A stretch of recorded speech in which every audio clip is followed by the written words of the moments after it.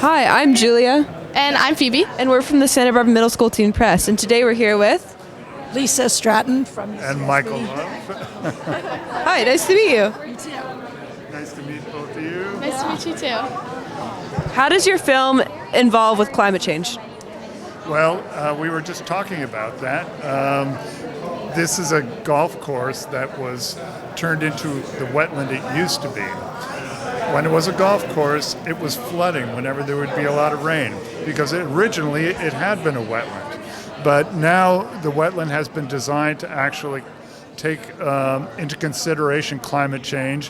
When the ocean comes up, there's space for it to go, and it no longer floods. It won't be flooding. You know, when you say flooding, you can think of wetlands as being wet and flooding. They are wet, but we're not flooding investments that people have made, their buildings, their golf courses or whatever, so we're creating habitat for this flooding to be a natural phenomenon and to not have negative impacts.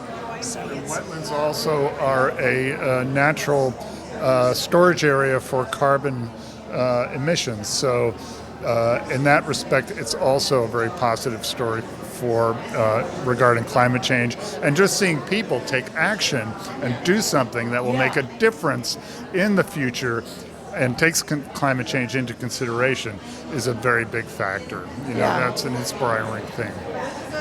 Thank you. I have one more question. In school, we have been learning a lot about climate change, and a lot of climate change solving lies on our generation's shoulders. How do you think kids our age should react to that, and how do we take this one step at a time so we can solve it in a peaceful manner?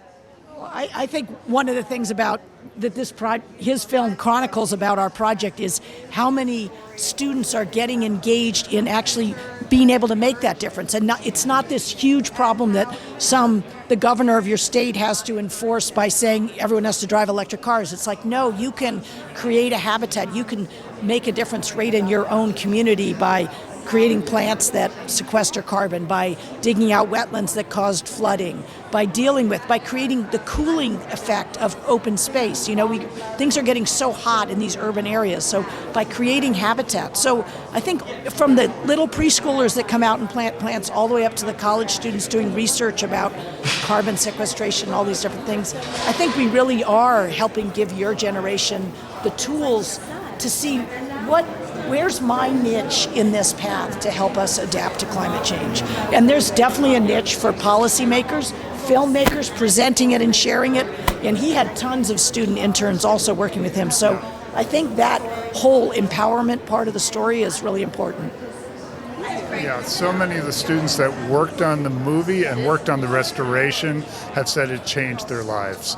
And I think that just being involved on the ground level on a project like this, planting plants, see them, mature, see them have baby plants, and just watch a whole landscape transform and be part of that. I think is really kind of taken a lot of students and just inspired them to move on and actually look into studying work with the environment in the future. So I've had people who worked on this film as interns tell me, this has changed my major. After this, I'm going to work on wildlife studies. So I think that this is, in addition to the actual restoration, it's been an amazing teaching experience. I think so, and it continues to be, which is cool. Yeah. And by the way, two of my kids went to middle school, so yeah. Dylan and Jamie, but a few years before you guys. Great. Skylar. Yes. Yeah. Hi. How are you? Yeah. That's so funny. That's great. Yeah. Oh yeah. Thank you so much. Yeah. It was great meeting you guys. You too. Yeah. Great meeting you. Good luck with their film production. Thank you.